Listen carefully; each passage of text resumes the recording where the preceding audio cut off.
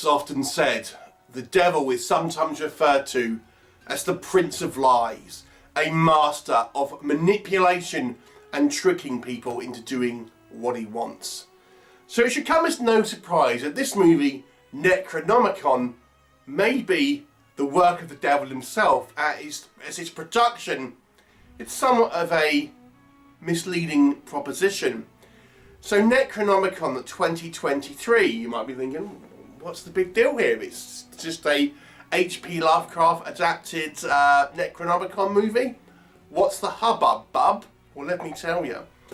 So Necronomicon 2023, not to be confused with the 1993 version, is actually a repackaged version of a 2020 movie called Conjuring, the Book of the Dead.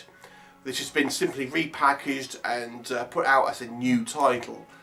But the trickery doesn't end there, so to speak.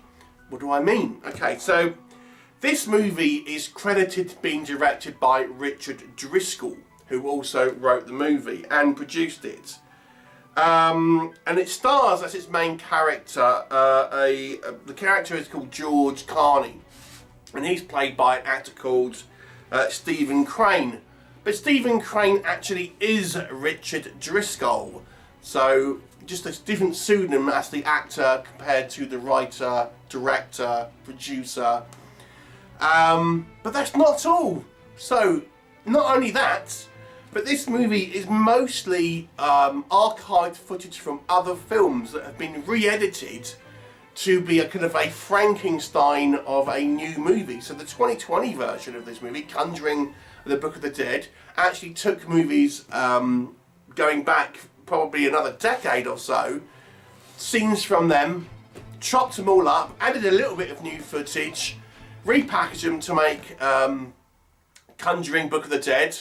The director changed his name for his acting part, and there you had that movie, then re-released again in 2023 under a different title. So, are you still with me?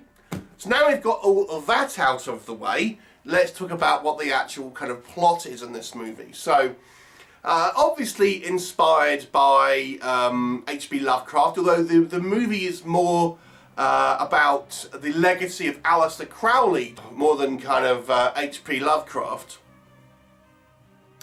So the story focuses on this character, Carney, and he is a kind of a writer who is essentially been given the Necronomicon by his boss, played by Lysette Anthony. And you know, he has to kind of authenticate it and essentially write this graphic novel about it, essentially. So he goes to New Orleans to get it authenticated. He meets a variety of characters, but we find out there's a surreptitious plot to actually resurrect Aleister Crowley because this guy shares the same birthday and all this kind of stuff. There you go. That's your kind of your plot here. Sounds fair enough.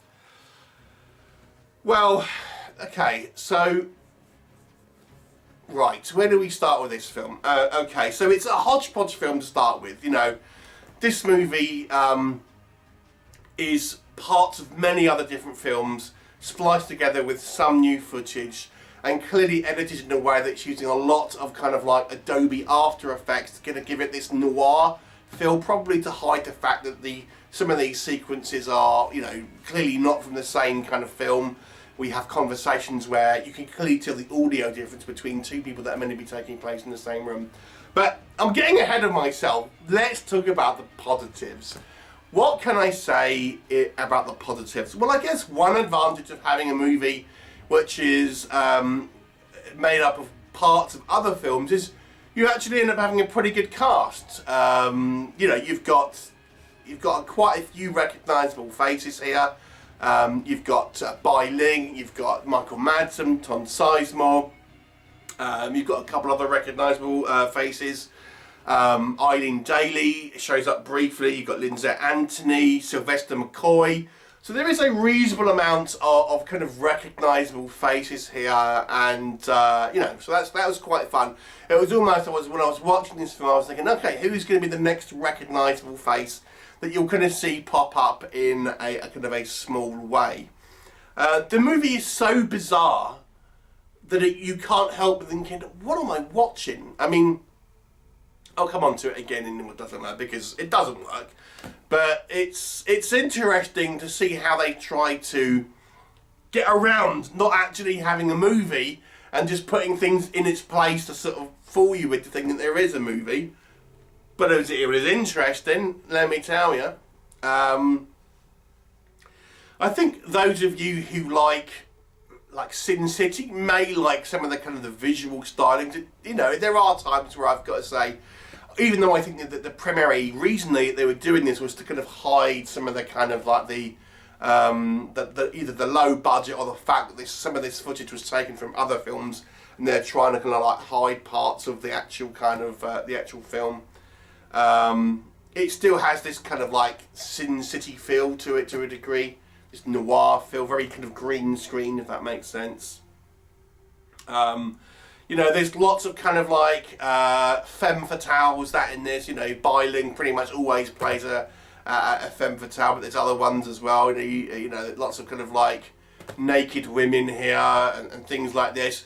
You wouldn't believe this guy was a comic book writer. The amount of kind of you know, the way how seriously people treat him and things like this. Like, come on, you want a comic book? You know, let's be real here.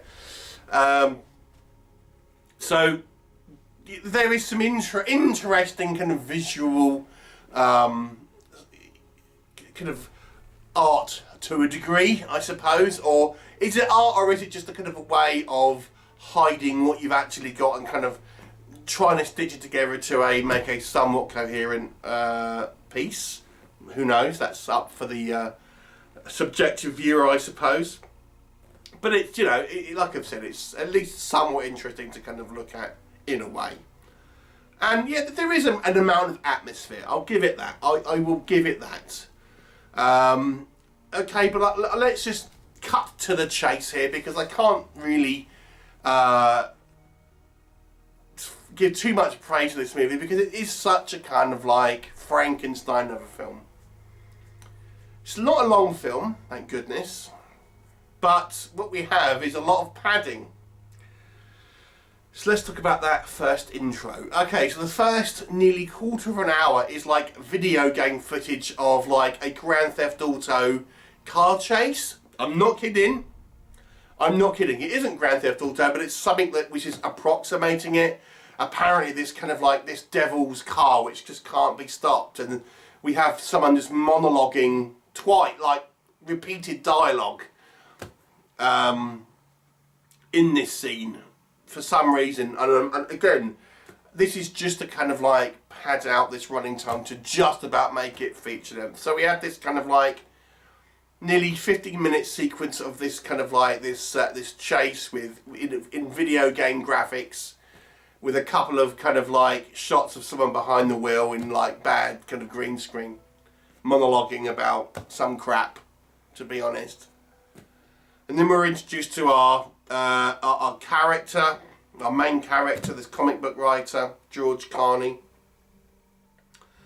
And he's sent on a green screen mission to New Orleans, and yeah, like I said, it's just kind of like really kind of overemphasized kind of stylistic kind of like green screen effects or after effects, lots of lens flares, things like this, again to hide.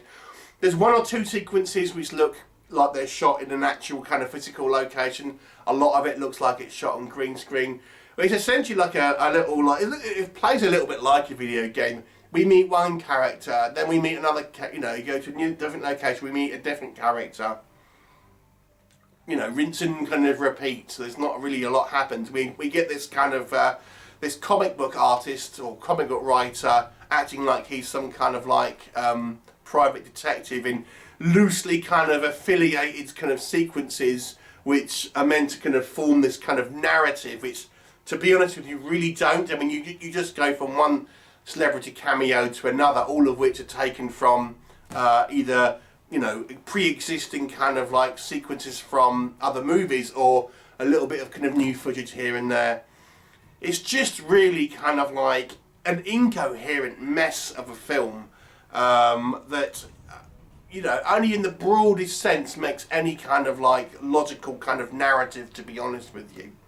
It's just a lazy excuse to kind of like, let's make a new film but put the absolute minimum effort in and package it and put it out there to kind of sell to people under the guise that it's a new film, and look, it's got all these kind of famous names in it. You know, Jason Donovan is credited in this. I don't know if that's really, but you look at the credits at the end, Jason Donovan is in that, as he's a singer, if you're unaware. I don't know who he was playing, but, or if it's a different Jason Donovan, but whatever, you know. It's just a terrible film, unfortunately. I mean, the acting from our more established actors is a mixed bag, I'll be honest with you. I mean, Lysette Anthony, I think, is always pretty good. I quite like her, and she's kind of playing this kind of vampy femme fatale. I quite liked her scenes and stuff, and you know, you get what you get with when you have on the likes of Tom Sizemore and Michael Madsen, and Bailing's normally pretty kind of like committed to her roles as this kind of like strange kind of like psychosexual kind of like characters that she plays. But there's a lot of kind of like other kind of like little bit parts and things that, you know, these just like naked women wandering around for no reason. And then we just have these kind of random kind of sequences, again, just to kind of like pad out the running time. We get dialogue sequences which are repeated wholesale. It just doesn't really kind of fit together at all. It's just a movie which I feel is you know, I think if you want to look at it on the positive side, you could say, oh, it's very artistic. But if you're looking at it from a more cynical side, which I think is probably the more realistic side, it's just a cheap way of kind of like rehashing kind of a bunch of footage which was used from other films, or maybe unused from, you know, sequences that weren't used in films and things like that. Whack it all together and bang, you've got an all-star cast movie about the kind of the occult. They even kind of pronounce the Necronomicon wrong in this. There's a couple of characters who pronounce it wrong. It's like, oh my god. So it's a horrible mess. It's a horrible mess, but yeah, I don't know. There's something that which is strangely kind of interesting about watching this mess. I mean, it's literally, well, it's kind of like watching a car crash. I mean, you can't think, oh, you know, I definitely wouldn't want to be in that, but you can't help but kind of like thinking, oh, you know, what's going on? You know, having a look. It is like a car crash, this film. It's a 3 out of 10. Have you seen it? What did you think of it? Leave me a comment and I'll look forward to seeing you next time.